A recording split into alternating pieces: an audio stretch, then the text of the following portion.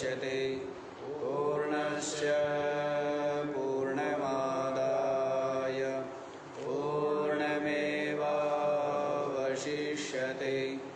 ॐ शान्तिः शान्तिः शान्तिः।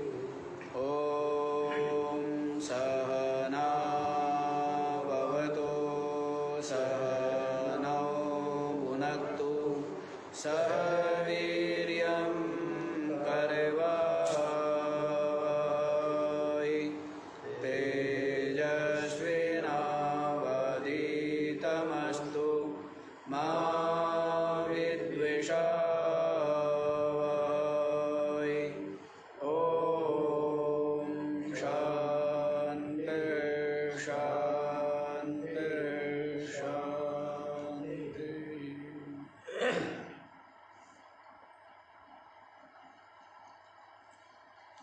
हाँ जी, तो कल क्या सुना है?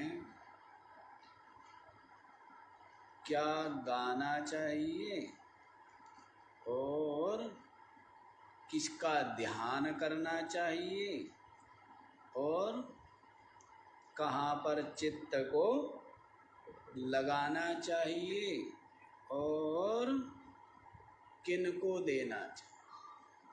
तो क्या गाना चाहिए? गीता आदि जो सदग्रंथ है उनको गाना चाहिए। उनके गाने से क्या होगा? हृदय विशुद्ध होगा और विवेक वैराग्य क्या होगा? भाव जगे। इसीलिए गाना चाहिए, ध्यान करना चाहिए भगवान के स्वरूप, भगवान के स्वरूप का ध्यान करना चाहिए और अपने चित्त को सत्संग में लगाना चाहिए, जिससे कि क्या होवे? जैसे अभी आपको बताया विवेक और वैराग्य, ये तो जन्म जन्मांतरों की साधना के पश्चात भी उदय नहीं हो पाते हैं। वही विवेक वैराग्य सत्संगति में के द्वारा बहुत सहज ही न केवल जागृत होते हैं बल्कि स्थिर भी हो जाते हैं, सुदृढ़ भी हो जाते हैं। सत्संग ही माध्यम है विवेक वैराग्य के उदय में। इसीलिए अपने चित्त को कहाँ लगाना है? सत्संग में लगाना चाहिए। और जो दीन है उनको क्या करना चाहिए? उनको दान करना चाहिए। अर्थात जो अपने पास अपनी आवश्यकता से अधिक है, जिनके पास वो नहीं है, उनको देना चाहिए। दे करके अपने को सौभाग्यशाली समझना चाहिए, है ना? दे करके, क्योंकि आपको अनंत गुना मिलेगा। एक तो इसलिए, दूसरा आप दे पाए हैं, दे करके जो प्रसन्नता होती है, जो आनंद होता है, वो अलग ही है, हैं? देना तो सौभाग्य की बात है, इसलिए दे करके प्रसन्न होना चाहिए, है ना? जिनके पास नहीं है, या जहाँ अच्छे कार्य में लगे, सत्कर्म में लगे, सेवा में लगे, परोपकार में लगे, देना चाहिए। फिर बताया था भगवद गीता यदि थोड़ी भी पड़ी है और गंगा जी का जल यदि आचमन भी किया है और भगवान की अर्चा की है, तो यम उसकी चर्चा नहीं करते हैं। तो देखो, गंगा जल की बड़ी महिमा है? क्यों महिमा है? क्योंकि गंगा के तट पर ज्ञान वैराग्य से संपन्न जो महात्मा लोग हैं, उनका निवास निरंतर अनादि काल से रहा है। तो गंगा के जल का मतलब यही है कि गंगा के समीप जाएंगे, स्नान आदि करेंगे, पान करेंगे, तो वास्तव में क्या पान करेंगे? सत्संग का जो पान है। वास्तविक पान क्या है? अमृत क्या है? सत्संग में जो ज्ञान विचार है वही वास्तव में अमृत है। उसी के द्वारा कल्याण होगा और उसी के द्वारा मोक्ष की प्राप्ति। इसीलिए कहा है ना कि रेवा तटे तपः कुर्याद मरणम जाह्नवी तटे, ऐसे करके भी बोलते हैं। नर्मदा जी के तट पर क्या करना चाहिए? तप करना चाहिए। और गंगा जी के तट पर आकर के मर जाना चाहिए। अलग अलग है। यदि भक्ति, तो भक्ति का स्थान कहाँ है? मथुरा, वृंदावन आदि, वहाँ क्या मिलेगी? भक्ति मिलेगी। और ज्ञान वैराग्य चाहिए तो वो केवल कहाँ मिलेगा? ज्ञान वैराग्य तो हरिद्वार और ऋषिकेश में ही मिलेगा। वृंदावन, मथुरा आदि में ज्ञान वैराग्य नहीं मिलेगा। वहाँ तो हाँ केवल भक्ति, वह भी द्वैत रूपा। ऐसी भक्ति मिलेगी। द्वैत रूपा जो भक्ति है, अपने से भिन्न जो भगवान इष्ट उसकी जो भक्ति है, प्रेम है, वो मिले। लेकिन ज्ञान वैराग्य और जो परम प्रेमास्पद रूप जो अद्वैत भक्ति है, वो कहाँ मिलेगी? वो तो गंगा जी के तट पर ही मिलेगी। तो गंगा जो है वो ज्ञान वैराग्य की प्रतीक मानी जाती है। क्योंकि गंगा जी के तट पर ही निवास करते हैं ज्ञान वैराग्य से संपन्न जो महात्मा गण हैं। तो उनके संगति करेगा तो क्या पाएगा? क्या पान करेगा? सत्संग गंगा का पान करेगा तो उसके द्वारा जन्म मरण संसार का जो रोग है वो नष्ट हो। तो इस तरह ये महिमा हुई। किसकी महिमा है? कि गंगा जी की महिमा है। गंगा के तट पर ही निवास करेंगे ना संत लोग, जहाँ पर क्या मिल जाए? जलपान आदि मिले, नदी किनारे, तालाब किनारे हैं, और कंदमूल फल आदि मिल सके, ऐसे ही निवास करते थे। पानी तो जरूरी है ना शरीर के लिए। तो वैसे ही तो गंगा जल से अभिप्राय हो गया संतों का सानिध्य है। अब आप लोग 14वां श्लोक देखिए। कोहम कस्त्वं कुत आयातः कामे जननी को मे तातः इति परिभावय सर्वमसारं विश्वं त्यक्त्वा स्वप्नविचारं भज गोविन्दं गोविन्दं भज प्राप्ते सन्निहिते मरणे नहि रक्षति डोक्रिय भज गोविन्दं गोविन्दं भज। कह अहं कह त्वं कुत आयातः कामे जननी कह मे तातः इति परिभावय सर्वं असारं विश्वं त्यक्त्वा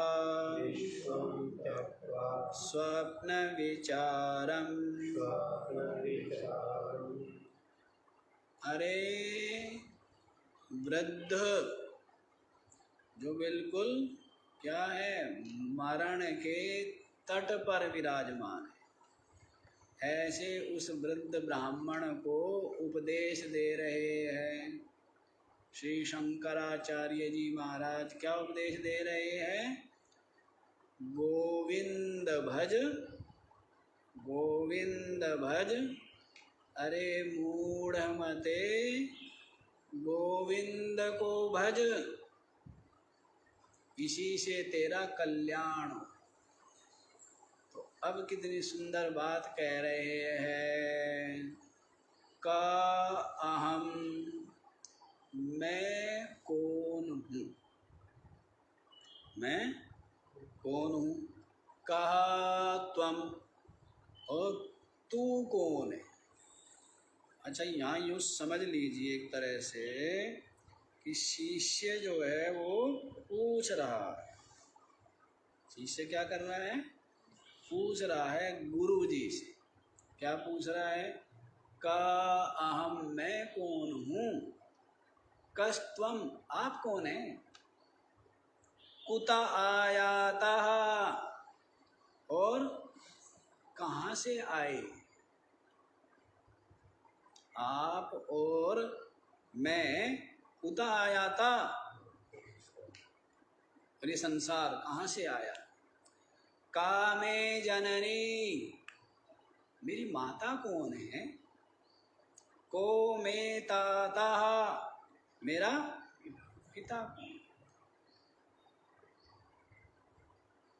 हाँ जी, क्या पूछा है। का मे जननी, को मे ताता, कौन मेरी माता है, कौन मेरा पिता है। कितने प्रश्न हो गए हैं? 4 हो गए, 5 हो गए हैं।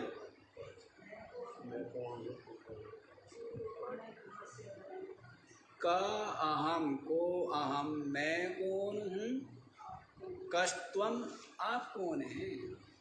कुतः आयातः, कहाँ से आए हैं। का मे जननी, मेरी माता कौन है और मेरा पिता। इति परिभावया, इस प्रकार से क्या करना चाहिए। विचार करना चाहिए। सर्वमसारम, क्या है कि सबका सब असार। सबका सब क्या है। जो कुछ भी दृश्यमान है वो सबका सब जड़ है, असार है, नाशवान। सदा रहने वाला है क्या।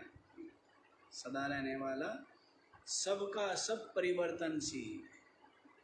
ये जो शरीर दिख रहे हैं, संसार दिख रहा है, सबका सब क्या है। परिवर्तनशील, एक रस नहीं। पहले उत्पत्ति, षड विकार युक्त है ना। 6 विकार कौन कौन से बताए थे।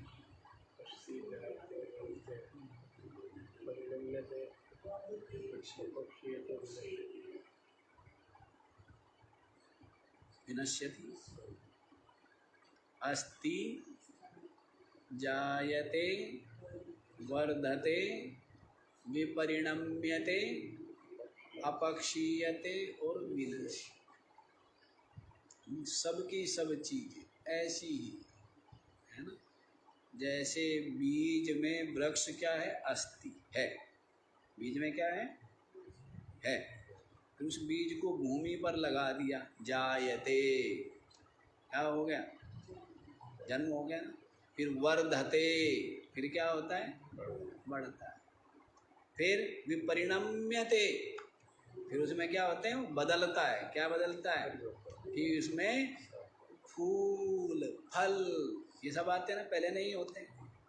विपरिणम्यते, फिर धीरे धीरे क्या होता है। अपक्षीयते, अब क्षीण होने लगता है।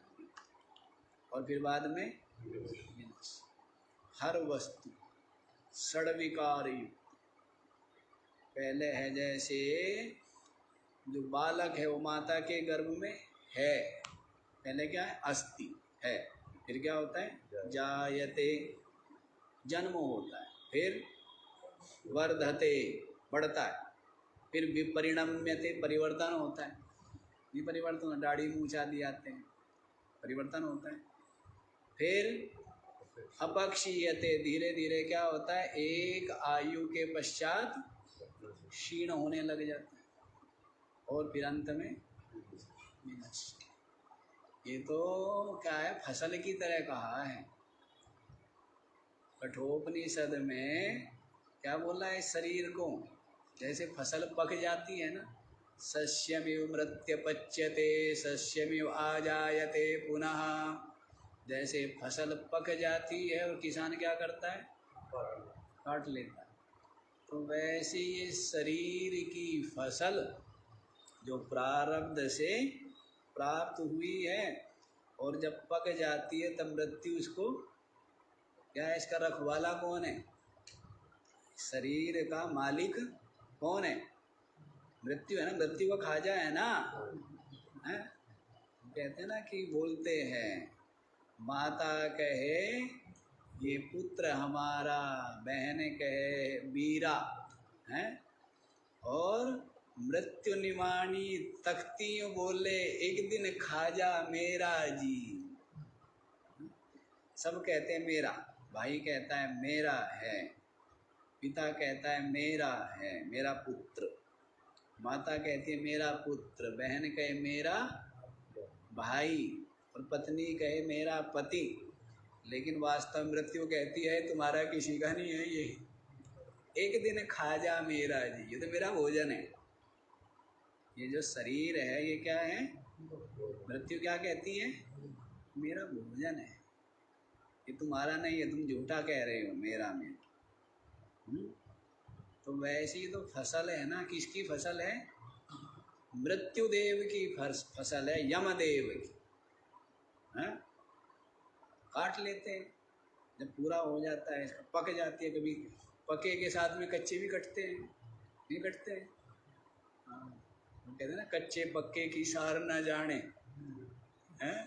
कच्चे पक्के जो भी सामने आए सब काट लिए जाते हैं। तो इस तरह बता रहे, क्या क्या बता रहे, देखो कि मैं, हाँ ये षड विकार बताए, सबके सब क्या है, षड विकार। तो अब देखिए यहीं पर, मैं कौन हूँ, पूछ रहा है आचार्य से, मैं कौन हूँ, वास्तव में मैं कौन, पता ही नहीं है ना कि मैं कौन हूँ, और आप कौन है ये भी नहीं पता है, आप कौन है। जैसे गुरु जो है वो तो शिष्य को जानता है, लेकिन शिष्य जो है वो गुरु को जानता है क्या, नहीं जानता। तो उसको जानने के लिए क्या करना पड़ेगा, गुरु बनना पड़ेगा। वैसी मानसिकता, वैसी बुद्धि, वैसा ज्ञान जब आएगा तब जान पाएगा वास्तव में गुरु के स्वरूप को, उनकी निष्ठा को, उनकी स्थिति को, तभी जान सकता है ना, उससे पहले जान सकता है क्या, नहीं जान सकता। तो एक महात्मा कहा करते थे कि गुरु तो जानते हैं शिष्य को ब्रह्म रूप, लेकिन शिष्य नहीं जानता। और जब वो गुरु की उपदेश से जानता है, जानेगा, तब वो वास्तव में जानेगा कि मैं कौन हूँ और गुरु कौन है, तब जानेगा ना, उससे पहले नहीं जान पाएगा। क्योंकि सीमित बुद्धि से कैसे जान सकता है, सीमित बुद्धि से नहीं जान सकता है। तो इसलिए पूछता है आप कौन है, कुत आया था, और मैं और आप और ये संसार कहाँ से आया है, कहाँ से आया है, सब जानना चाहते नहीं जानना चाहते। मैं, आप और ये संसार कहाँ से आए, कहाँ से उत्पन्न हो गए, कैसे उत्पन्न हो गए, किसने उत्पन्न कर दिया, क्यों उत्पन्न कर दिया।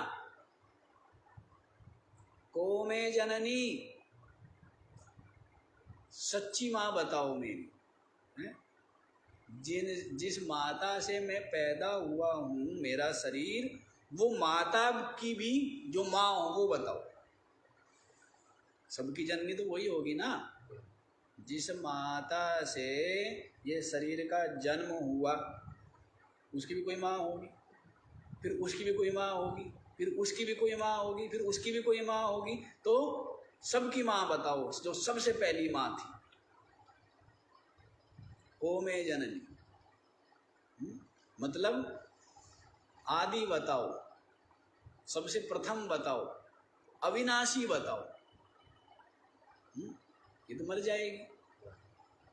तो को में जननी, को में ताता, ये कह रहे मेरा पिताजी कौन है, कहते सामने तो खड़ा है कि इसकी बात नहीं कर रहा हूं मैं। इसका भी कोई पिता, उसका भी कोई पिता, उसका भी, सबका पिता बताओ। जो क्या है, जो सबका पिता, उसको मैं जानना चाहूँ। इस पिता की बात नहीं चल रही, साधारण माता पिता की बात नहीं चल रही है ना। ये साधारण माता पिता की बात पूछने के लिए महात्मा के पास आता क्या है? वो तो किसी और से पूछ लेता कि मेरी माँ कौन है या मेरा पिता कौन है। किसी महात्मा के पास आया है तो साधारण माता पिता को जानने के लिए या अविनाशी माता पिता को जानने के लिए, है ना। तो ये 5 प्रश्न हुए हैं। तो बताते हैं, इति परिभावया सर्वम असारम। ये इस प्रकार विचार करो, और ये सबका सब क्या है, असार है। ये संसार क्या है, असार है। तेरा शरीर, मेरा शरीर, और ये संसार, और ये सब कुछ क्या है, असार है। रोज रोज बोलते हैं ना कि पहले क्या समझना है। अब यहाँ देखो स्पष्ट हो जाएगा। क्या समझना है पहले, असार है। और उसके बाद विश्वम त्यक्त्वा स्वप्न विचारम। उसके पश्चात क्या कहते हैं, मिथ्या। पहले क्या अनुभव करना है, असार। उसके पश्चात क्या अनुभव करना है, विश्वम त्यक्त्वा स्वप्न विचारम। ये जो संपूर्ण विश्व है, इसका स्वप्न के समान जान करके, इसका परित्याग करके, फिर क्या करें जी, फिर क्या करें, भज गोविंदम। फिर क्या करें, अर्थात गोविंद में अपने मन को लगा करके गोविंद रूप हो जाए। त्यक्त्वा बोला, उसके पश्चात पहले 2 काम। क्या, इति परिभावय सर्वम असारम। सर्वम असारम परिभावय, ये सब कुछ असार है ऐसा विचार करो। ठीक है। फिर विश्वम त्यक्त्वा स्वप्न विचारम, ये संपूर्ण विश्व, ये क्या है, स्वप्न मात्र है ऐसा जान करके, त्यक्त्वा, इसको छोड़कर, फिर गोविंद भजा। क्या करो, गोविंद। तीनों बातें आगे ना, रोज रोज हम जो बोलते हैं, असार है, मिथ्या है, और मैं नित्य मुक्त सच्चिदानंद ब्रह्म गोविंद। मैं क्या हूँ, मैं गोविंद। तो गोविंद भाव में रहे, ना शरीर भाव में, ना जीव भाव में। कौन से भाव में, जो वास्तविकता है उसमें रहे। वास्तविकता क्या है कि आप गोविंद, आप क्या हैं, अविनाशी ब्रह्म, चेतन है, चिन्मात्र। समझ आया। तो एक में बता दिया कि ये सारा का सारा भाई, मैं, तू, ये वो जो कुछ भी है, ये सारा का सारा दृश्य स्थूल प्रपंच, सूक्ष्म प्रपंच, सारा का सारा असार है और स्वप्न के समान मिथ्या है। ऐसा पुनः पुनः विचार करके ऐसा निश्चय कर लेवे और फिर यही अनुभव में आ जाए तो फिर रह जाता है चिन्मात्र साक्षी, वो अपना स्वरूप ही। स्पष्ट हो गया। गोविंद का भजन कर यदि कल्याण चाहता है तो आगे वाला बताइए, आगे वाला देख लीजिए। काते कांता कस्ते पुत्रः संसारोऽयमतीव विचित्रः कस्य त्वं वा कुत आयातः तत्त्वं चिन्तय तदिदं भ्राता भज गोविन्दं गोविन्दं भज प्राप्ते सन्निहिते मरणे नहि नहि भज गोविन्दं भज गोविन्दं गोविन्दं भज। काते कांता कहते पुत्रः संसारः अयम् अतीव विचित्रः कस्य त्वं वा कुत आयातः तत्त्वं चिन्तय तदिदं भ्राता। इन दोनों श्लोक को साथ में भी जोड़ लेना, भले ही आगे जो बात पीछे बताई है उसी को आगे बढ़ाते हुए कहते हैं। पहले कितनी बात पूछी थी? 5। क्या क्या पूछा था? मैं कौन हूँ, आप कौन हैं, कहाँ से ये सारा का सारा प्रपंच आया है, और कौन मेरी जननी है और कौन मेरा पिता। अब आगे बढ़ा रहे हैं। काते कांता, आगे और जोड़ दिए।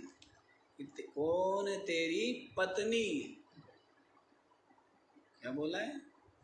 काते कांता, कौन तेरी पत्नी है। अच्छा, एक चीज और भी है ना, यहाँ पर ये देखो, वो प्रश्न खुद किए और ये प्रश्न जोड़ने पड़े। वो प्रश्न तो खुद किए ना, क्या किया? मैं कौन हूँ, आप कौन है, कहाँ से ये जगत आया, और माता कौन और पिता कौन। लेकिन ये नहीं पूछा ना कि पत्नी कौन, पुत्र कौन। क्यों? क्योंकि उनके साथ में क्या होता है? विशेष स्नेह होता है, विशेष प्रेम होता है, विशेष आसक्ति होती है। इसलिए ये प्रश्न क्या करना पड़ा? गुरुजी को जोड़ना पड़ा, आचार्य को जोड़ना पड़ा। क्या? काते कांता, तेरी पत्नी कौन है। काते कहते पुत्र, और तेरे पुत्र कौन। क्योंकि पत्नी में और पुत्र में क्या होती है? विशेष मोह। जो पहले कभी किनके साथ था? माता पिता के साथ था, सगे संबंधी भाई बंधु के साथ था। अब क्या है? वो इसके साथ हैं केवल जो अपनी पत्नी और केवल जो अपनी पुत्र आदि है, उन्हीं के साथ होता है। जो सब जगह था वो कहाँ है? वहाँ पर एकत्रित हो। जो प्रेम जो मोह फैला हुआ था ना, वो क्या हो गया है? सिमट करके कहाँ पर आ गया है? पत्नी और संतान। इसीलिए कह रहे हैं कि कौन तेरी पत्नी है, कौन तेरा पुत्र है। संसार अयम संसार अतीव विचित्र। ये जो संसार है ना भाई, ये बड़ा विचित्र है। ये संसार क्या है? ये संसार बड़ा विचित्र है। तो फिर क्या करे जी? सबसे संबंध तोड़ के, सबसे मुख मोड़ के हैं, और उदास निराश होके संसार में बैठ जाए, क्या क्या करे हैं? तो कहते हैं ऐसा नहीं है, सबसे प्रेम करो, सबको सुख पहुंचाओ, सबसे स्नेह रखो, लेकिन वास्तविकता को अपने चित्त में सदैव याद रखो कि वास्तविकता क्या है।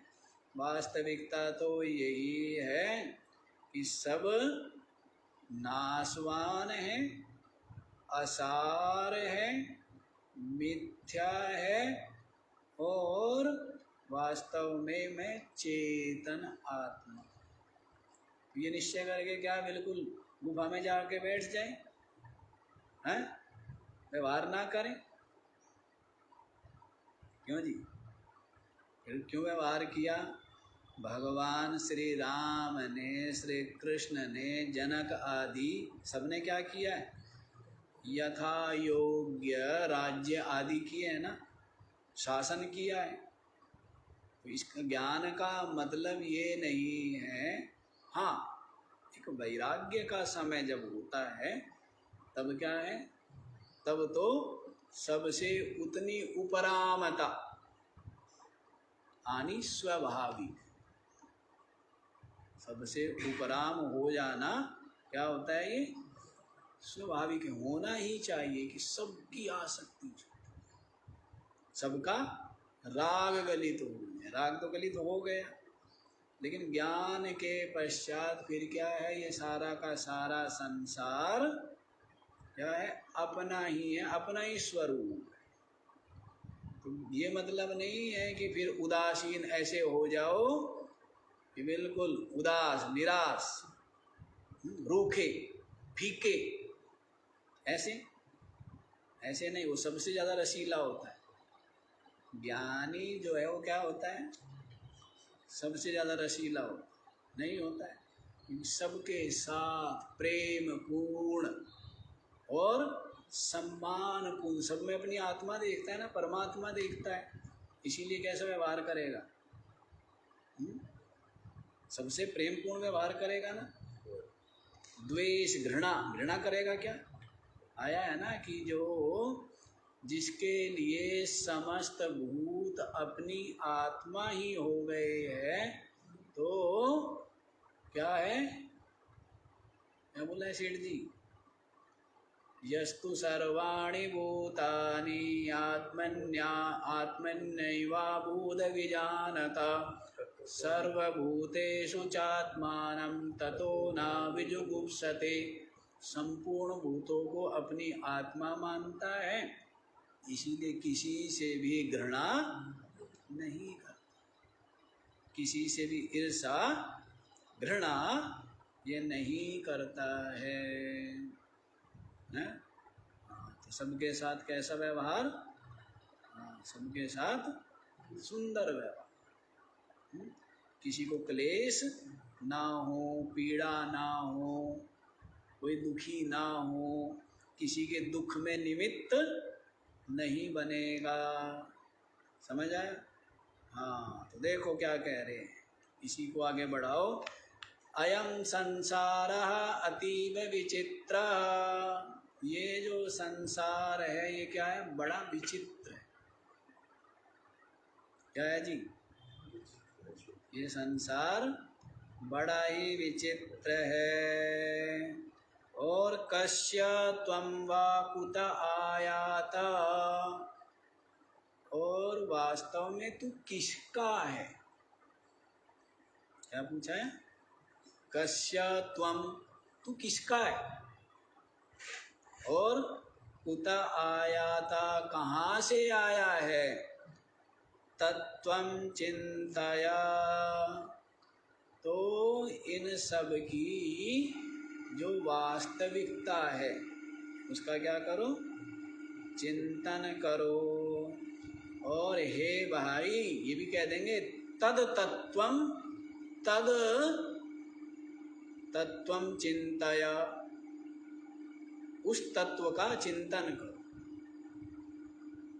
क्या करो?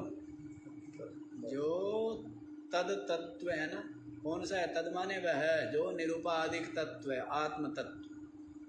उस आत्म तत्व का चिंतन करो। हे भ्राता, हे भाई, हे भाई, अपनी आत्मा का चिंतन कर और संसार की वास्तविकता का चिंतन कर कि ये संसार क्या है। क्योंकि संसार जो है सम्मुख उपस्थित है, सभी के सामने उपस्थित है, और सबसे बड़ी क्या बना हुआ है, विचारवान के लिए सबसे बड़ी समस्या बना, संकटपूर्ण है। अज्ञानी को छोड़ दो और ज्ञानी को छोड़ दो, ठीक है ना। अज्ञानी को छोड़ दो, वो तो बिल्कुल क्या है, घोर नींद में सोया हुआ है, उसको तो कुछ पता ही नहीं है। खाने पीने के अलावा, लेने देने के अलावा बाकी उसका किसी चीज़ों से कोई संबंध नहीं, वो तो बिल्कुल अत्यंत मूढ़मती। तो अज्ञानी को छोड़ दो। रही बात ज्ञानी, अब ज्ञानी को भी छोड़ दो, क्योंकि उसका आवरण हट गया, अज्ञान हट गया, माया हट गई, तो उसके लिए भी क्या है, उसके लिए भी कुछ नहीं है। बात किसकी है? बात तो जिज्ञासु की है, साधक की है। साधक जिज्ञासु के लिए ये जो संसार है, ये क्या है, सबसे बड़ी समस्या है ना। समस्या बन करके सामने खड़ा हुआ है, क्योंकि वास्तविकता से परिचित ही नहीं है, वो वास्तविकता को जानता नहीं है ना। यही कि मैं कौन हूँ, कहाँ से आया हूँ, कौन मेरी माता है, कौन मेरा पिता है, कौन मेरी तेरी पत्नी है, कौन तेरा पुत्र है, और तू किसका है और कहाँ से आया है। कहाँ से आया है, कहाँ से आया है, ये भी प्रश्न विशेष है ना। ये प्रश्न क्या है, ये विशेष है कि मैं कहाँ से आया हूँ, ये संसार कहाँ से आया है, विशेष प्रश्न है। नहीं, अपनी जिज्ञासा बाद में होती है, पहले जिज्ञासा किसकी होती है, संसार की। सामने क्या है ना कि संसार किसने बनाया है, कौन है इसका सृष्टा, किसने इसको पैदा किया है, ये प्रश्न रहता है ना। तो इसलिए सबने क्या कहा, किसने पैदा किया, भगवान ने। इस संसार को किसने पैदा किया है, भगवान ने पैदा किया है। ब्रह्म सूत्र में भी सूत्र आता है, जन्माद्यस्य यतः, यतः जन्मादि अस्य जगतः, जिससे इस जगत का क्या हुआ है, जन्म हुआ। किससे हुआ है, परमात्मा से हुआ है ना। किससे हुआ है? अच्छा ये बताओ, रस्सी, वो जो कल्पित सर्प है, उसका किससे जन्म हुआ है? यदि रस्सी वहां ना पड़ी होती तो सर्प की भ्रांति होती क्या? होती भ्रांति। यदि सीपी ना होती तो चांदी की भ्रांति होती क्या? है? तो वैसे ही ये जो जगत है ना, ये ब्रह्म का विवर्त है। ब्रह्म का विवर्त जानते हैं? विवर्त ऐसा ही है जैसे रस्सी से सांप, जैसे मरुभूमि में जल। अधिष्ठान में जो भ्रम से भासे वो क्या होता है? वो अधिष्ठान का विवर्त होता है। जैसे रस्सी में क्या भास रहा? सर्प। तो सर्प जो है वो रस्सी का विवर्त है। ऐसे जैसे सीपी में भास रही है चांदी, तो चांदी जो है वो सीपी का विवर्त है। जैसे मरुभूमि में भास रहा है जल, तो वो क्या है?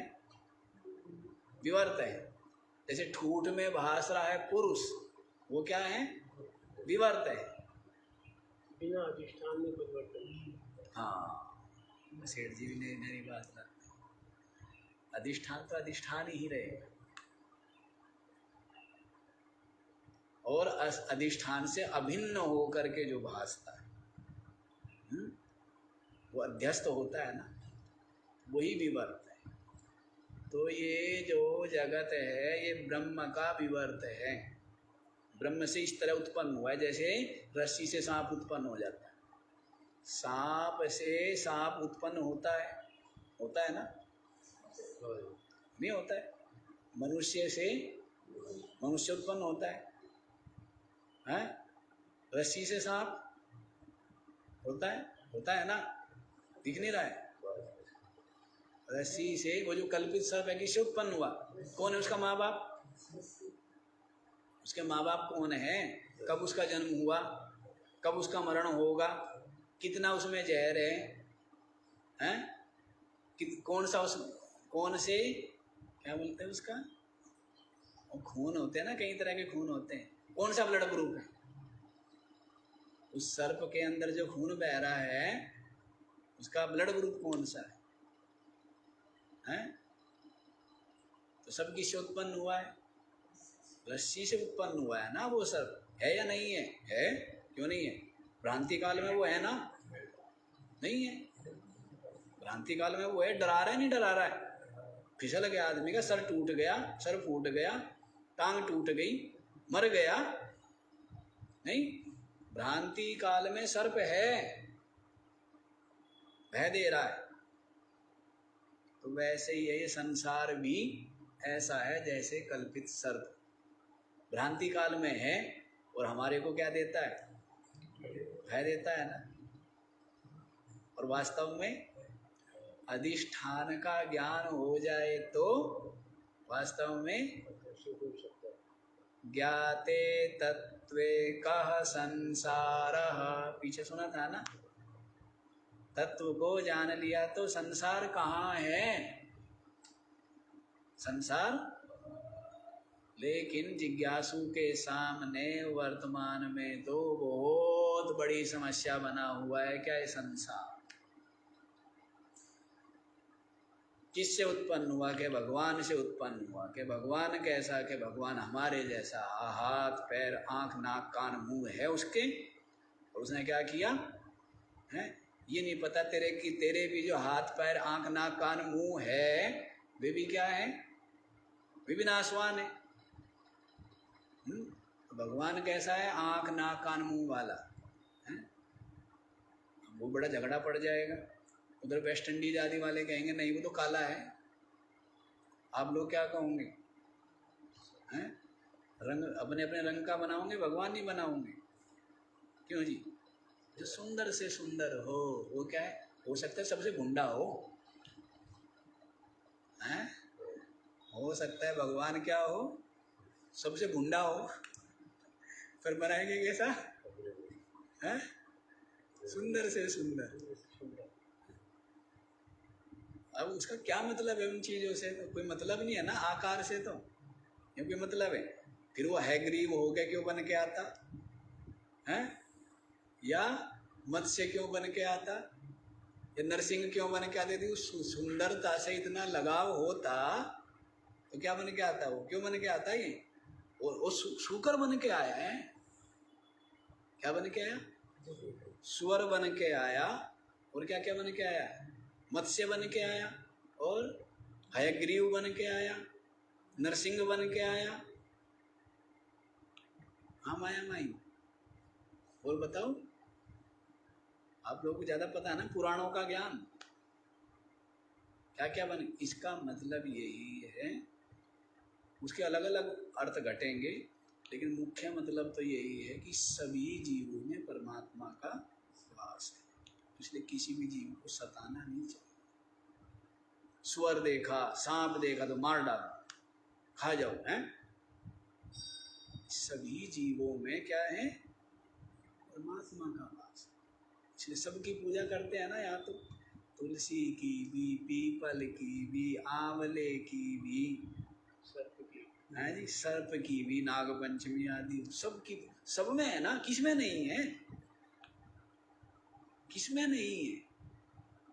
सब में है, इसलिए सबकी पूजा होती परमात्मा सब। लेकिन बस लोग ये मानते हैं कि परमात्मा तो अपने जैसा ही मानेंगे, फिर झगड़ा पड़ेगा, फिर झगड़ा पड़ेगा। हाँ, जो गोरे हैं वो कहेंगे भगवान गोरा होता है, और जो काले हैं वो क्या कहेंगे? भगवान तो बिल्कुल इतना काला है, इतना काला है, बहुत ज़्यादा काला है। इसलिए शनि कहना, शनि है हमारा भगवान। कौन है? शनि भगवान। और बीच वाले कहेंगे क्या कि भगवान कैसा है? तो गेहूं रंग का है, हमारी तरह, ऐसा। लेकिन भगवान का कोई रूप नहीं है, कोई रंग नहीं है। भगवान तो क्या है?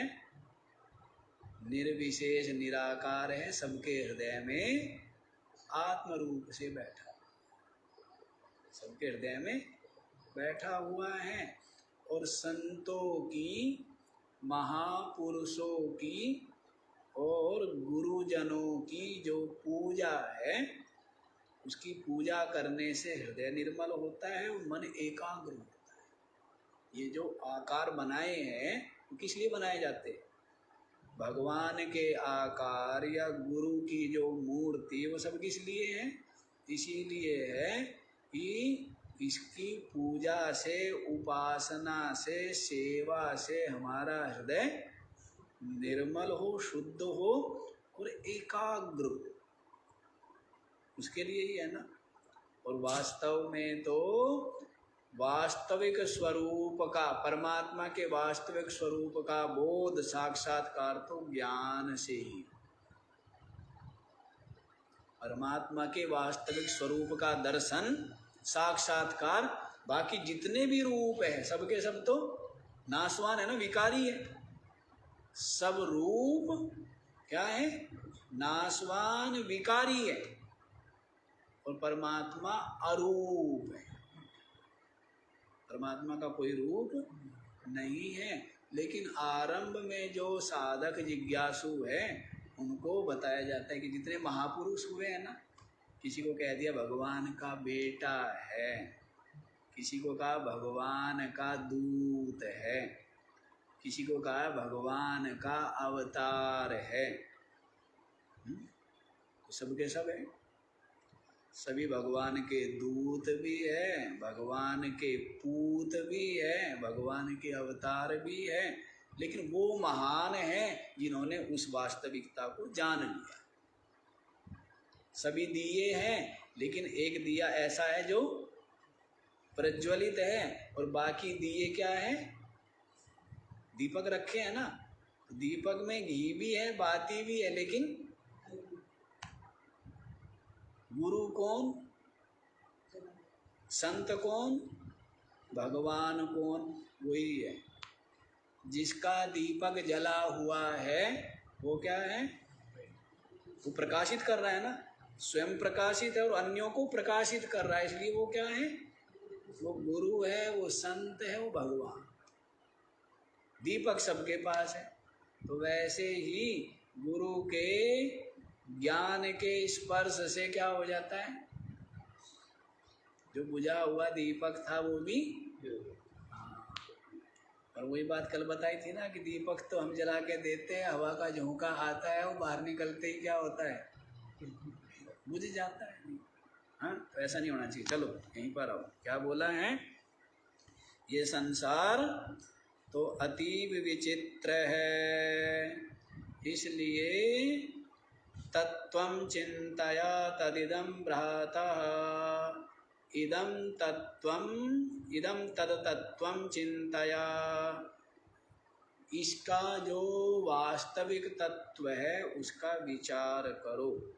और विचार यही है कि सारा का सारा जो पीछे बता दिया असार है और स्वप्न के समान, ये वास्तविकता है। लेकिन ये सच्चाई, जीवन बीत जाता है लेकिन अनुभव में नहीं आता। जीवन बीत गया ना, लेकिन फिर भी संसार को ही सार मानना। जीवन बीत गया लेकिन फिर भी संसार को ही सत्य मानना। बीत जाता है ना, जीवन पर जीवन बीत जाते हैं, संसार को ही सार और संसार को ही सत्य मानना। कोई कहते कश्चित धीरा, कोई धीर पुरुष क्या करता है, मोक्ष की इच्छा लेकर के आवृत चक्षु अपनी इंद्रियों को समेट कर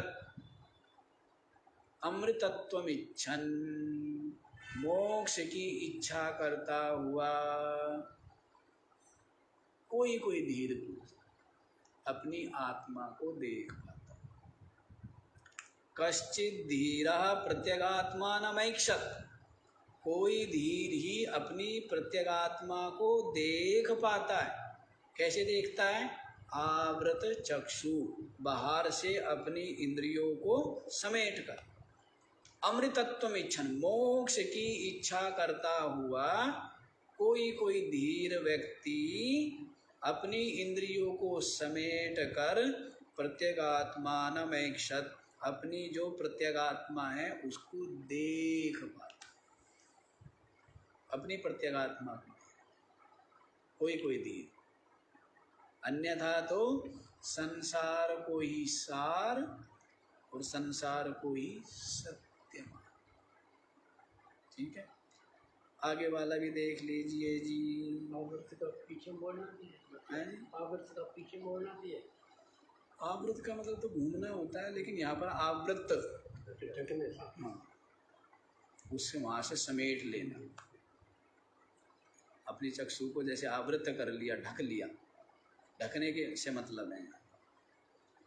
सुर तटिनी तरुमूल निवासः, शय्या भूतल मज्जिन वासः, सर्व परिग्रह भोगः त्यागः, कस्य सुखं न करोति विरागः, भज गोविन्दं भज गोविन्दं, गोविन्दं भज मूलमते, प्राप्ते सन्निहते मरणे नहि रक्षति, भज गोविन्दं भज गोविन्दं, गोविन्दं भज मूढ़मते। सुरतटिनी तरुमूल निवासः, शय्या भूतल मज्जिन वासः, सर्व परिग्रह भोगात्यागः, कस्य सुखं न करोति विरागः। सुरतटिनी तरुमूल निवास। सुरतटिनी किसके लिए बोला, गंगा जी। किसके, जो गंगा है ना, गंगा के जो तट और उस तट पर विराजमान जो वृक्ष है ना, तो उन वृक्षों के नीचे निवास। कहाँ निवास करना।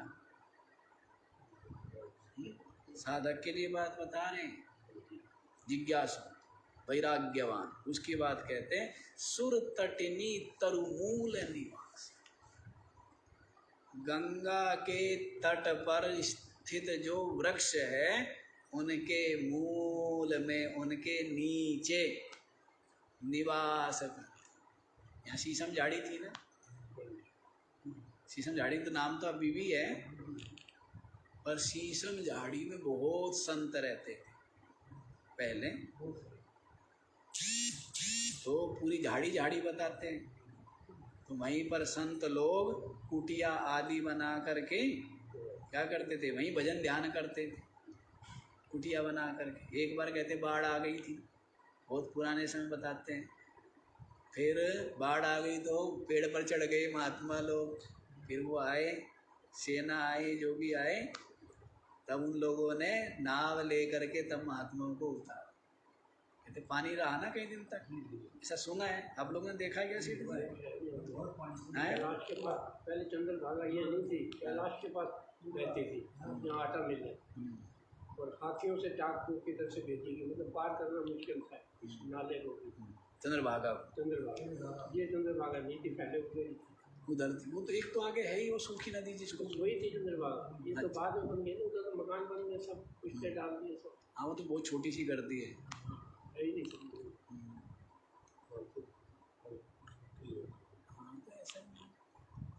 तो वहाँ पर शीशम झाड़ी में पहले क्या था, सब जंगल ही जंगल थे, अब तो पूरा शहर है।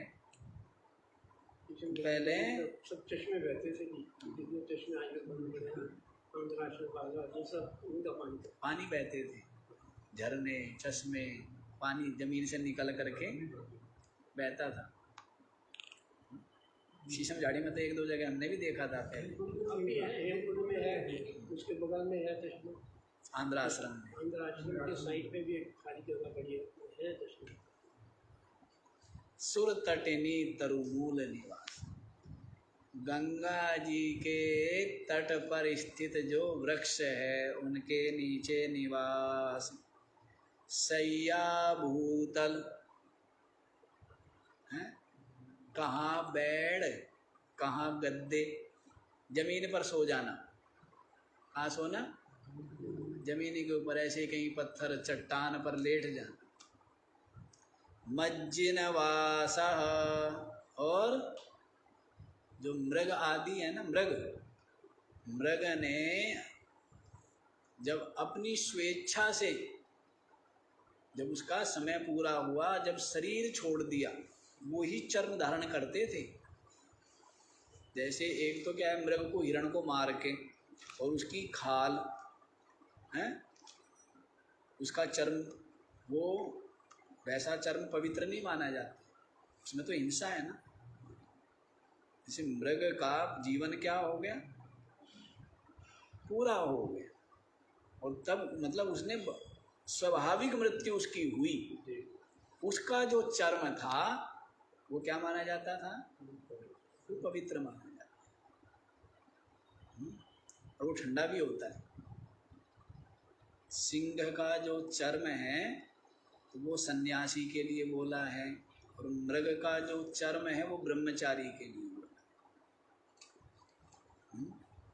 सिंह का चर्म तो गर्म होता है, शेर का चमड़ा कैसा होगा, गरम, तो वो कहते सन्यासी लोग बिछाते या पहनना।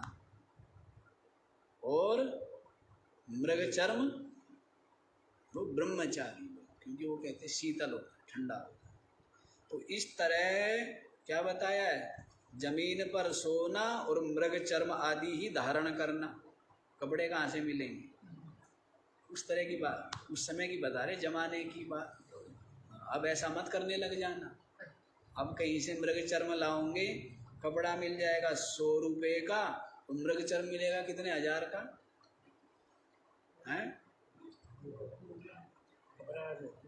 क्या जी? हाँ, और अपराध अलग से, वैसे मत करने लग जाना। मतलब ये है, यहाँ पर ये बता रहे कि संतोष का जीवन। पहले ऐसे नकल मत करने लग जाना कि नहीं अब तो हम मृग चर्म धारण करेंगे, ऐसे नहीं करना। समझ आया?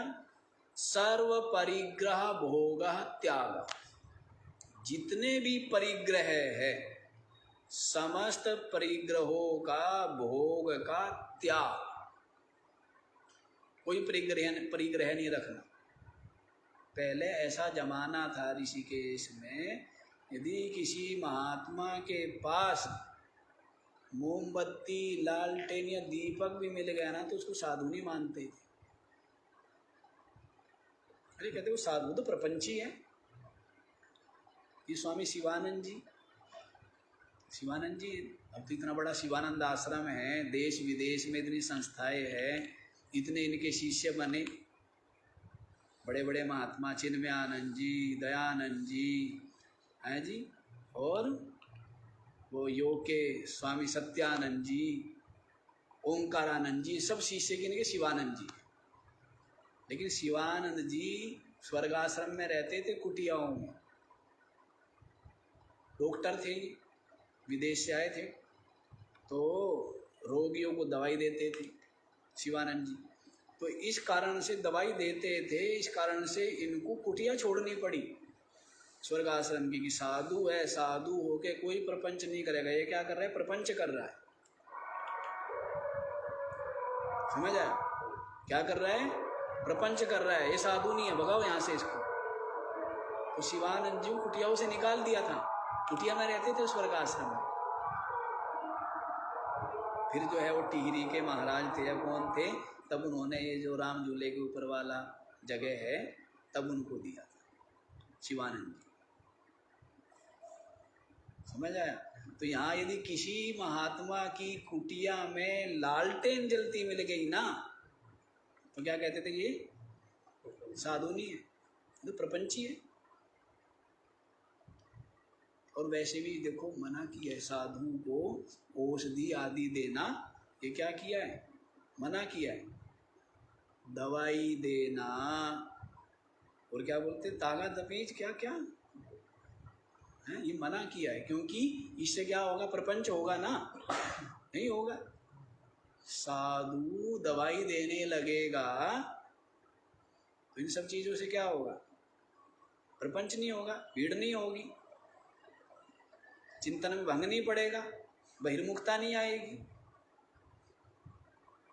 तो ये सब मना है साधु के लिए कि जो ऐसा करें वो कहते वो ठीक नहीं माना गया। लेकिन समय की परिवर्तन होता है, समय का। अब देखो तब तक ऐसा भी था, मोमबत्ती जलती मिल गई, हाँ के भगाओ, तो प्रपंची आ गया कोई यहाँ। तो सर्व परिग्रह भोग त्याग, संपूर्ण परिग्रहों का त्याग, कुछ भी परिग्रह नहीं रखना, कुछ भी नहीं रखना। बस एक कहना, एक सोटा और एक लंगोटा और एक लोटा, बस। कई महात्मा बोलते थे कि सोटा, लोटा, लंगोटा, तंबोटा, रोटा, कहते 5 चीजें होनी चाहिए भाई, हैं? क्या? हाँ 5 हो गए ना। सोटा भी होना चाहिए, लोटा भी होना चाहिए, लंगोटा भी होना चाहिए, तंबोटा भी होना चाहिए, तंबू माने झोपड़ा, और रोटा भी होना चाहिए, रोटी भी तो चाहिए। चलो समय ज़्यादा हो गया, बाकी कल देखेंगे। कस्य सुखम न करोति विरागः, और भोग का त्याग। इसका त्याग? संपूर्ण भोग सुविधा साधन संपन्नता का त्याग। तो कहते कस्य सुखम न करोति वैरागः, विराग जो है वो किसको सुख नहीं करता, किसको सुखी नहीं करता। रावण भी कहता है कदा निलिम्प निर्झरी निकुंज कोटरे वसन, विमुक्ति दुर्मति सदा शिरस्थ मंजलि महान। ना रावण कह रहा है, रावण जब हाथ दब गए ना, रावण क्या उठाना चाह रहा था? कैलाश पर्वत को, क्या मैं तो ये भी उठा लूंगा। अब कहते हैं शंकर जी ने थोड़ा सा अंगूठा क्या कर दिया, घुटनों का, वो पैरों का अंगूठा थोड़ा नीचे को दबा दिया, रावण के हाथ दब गए। हैं? दब गए तो हाय मर गया, हाय मर गया।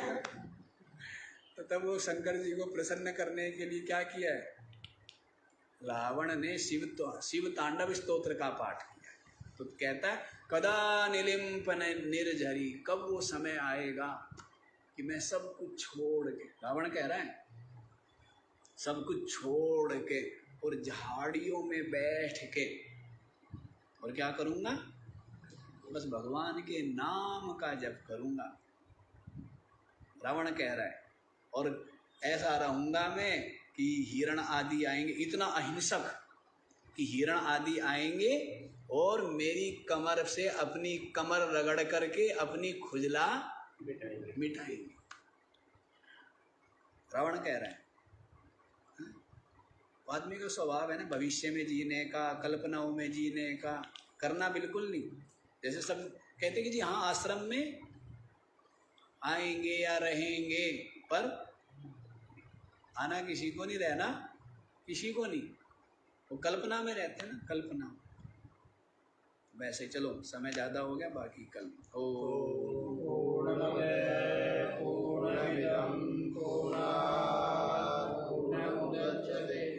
पूर्णस्य पूर्णमादाय पूर्णमेवावशिष्यते।